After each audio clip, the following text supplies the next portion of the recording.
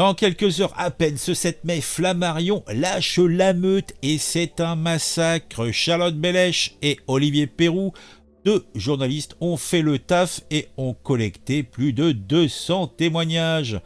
Tout cela pour démonter Jean-Luc Mélenchon et sa France insoumise, comme on démonte un Lego mal foutu. Derrière les tirades enflammées, on retrouve un tyran de bazar qui use des purges à la hache, qui aurait des relents antisémites nauséabonds et qui, se débarrasserait des fidèles qu'il aurait en les jetant au bûcher quand ils ne servent plus.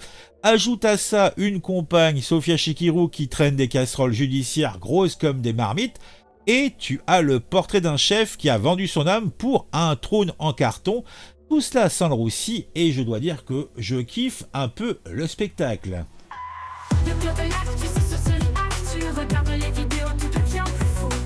De ton avis et comment c'est cool. Chaque like, chaque abon, t'es pas seul dans la foule. Allez les filles, c'est simple, si tu doutes, t'es mort. On va prendre le témoignage d'Alexis Corbière, ex-député LFI, qui pendant 30 ans a ciré les pompes de Mélenchon. Il s'est pris une phrase du genre « Ne m'adresse plus la parole, plus jamais la parole !» en pleine poire. Sa compagne, la compagne à Corbière, pas à Mélenchon, Raquel Garrido, son binôme, est accusé de sabotage pour avoir osé ouvrir sa gueule. Clémentine Autain, François Ruffin, Daniel Simonet, vous vous en souvenez ? Éjectés, tous mis au placard, victimes d'une purge digne d'un mauvais polar stalinien. On aime ça, bien sûr. Mélenchon, c'est, semble-t-il, le roi qui sacrifie ses chevaliers sans un regard, sans un souvenir. Dans l'organigramme interne de la LFI, on a les boucles télégrammes. Alors là, c'est lynchage à ciel ouvert, insultes, menaces, humiliation publique. À Charlotte Girard, la veuve d'un fidèle, il a balancé « De Lappe aurait honte de toi ». Franchement, Mélenchon, c'est la classe d'un charretier et l'élégance d'un bulldozer. Mais au cœur de ce carnage, on a son second couteau. Oui, sa compagne.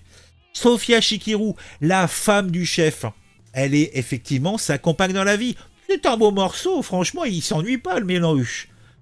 Pour ceux qui suivent, en tout cas, elle joue dans l'organigramme les sergents. Elle est là pour terroriser les troupes et c'est elle qui impose sa loi avec comme toutes des manières de pitbull. Elle déclarait, selon des témoignages, « Je peux leur dire ce que je veux, ils obéissent ». Mais Chikirou, c'est pas que du verbe, elle trimballe aussi, vous le savez sans doute, une mise en examen pour escroquerie aggravée et abus de biens sociaux dans l'affaire des comptes de campagne 2017 de Mélenchon. Sa boîte Mediascope est soupçonnée d'avoir surfacturé à mort pour siphonner l'argent public. 1 million d'euros de factures, des marges à faire pâlir un trader et des employés payés au lance-pierre qui découvrent dégoûtés qu'elles se gavent sur leur dos. LFI crie bien sûr à l'acharnement judiciaire, mais les chiffres, eux, ne trompent pas et ne mentent pas. Oui, tout simplement. Bon. Et puis, il y a une tâche, ou plutôt 7 tâches qui s'étalent. Là, je vous mets Zemmour, c'est pour l'ambiance. Mélenchon se dit et se pense peut-être le héros des opprimés. Mais il a, semble-t-il, un sérieux problème avec les Juifs. Dans son bouquin, donc La Meute, on balance des anecdotes qui puent un petit peu. Un militant au nom hébraïque se fait tacler d'un « toi et les tiens » ou d'un « le lobby dont on ne doit pas dire le nom » revient dans ces conversations régulièrement comme un refrain.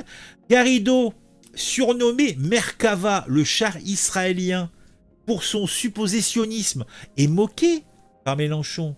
Une journaliste du Monde au nom trop Likoud, pour lui, devient un agent ennemi. Après ses sorties récentes des derniers mois, années,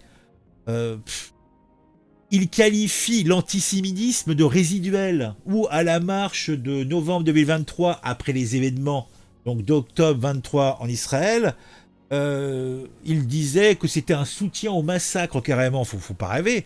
Même ses proches, à ce moment-là, étaient écœurés et commençaient même à le lâcher. Il semblerait que les Juifs soient pour Mélenchon une obsession, pas une dérive. Alors, Mélenchon, c'est aussi l'homme aux 1000 masques, aux 1100 masques. Hein. Il a fait des grands écarts dans sa carrière, hein, on peut dire que ça. Hein. Socialiste bon teint dans les années 80, trotskiste repenti, chantre de la gauche unie avec le front de gauche, puis patron d'un LFI qui ne tolère aucun partage. Il a soutenu Fabius, il a flirté avec Sarkozy via la gauche moderne, puis il s'est drapé dans la toge des révolutionnaires. En 2017, il surfe sur la vague écolo. En 2023, il fait la cour aux antivax. Alors, Mélenchon est un opportuniste ? Non, non. C'est un caméléon. Il change, eh bien, il se met dans le décor. Un ancien militant raconte dans La Meute, il change d'idée comme de chemise, mais gare à ceux qui ne suivent pas le rythme. Et pour cause. Mélenchon, semble-t-il, n'aimerait que lui. Ses casseroles judiciaires, oh il en a.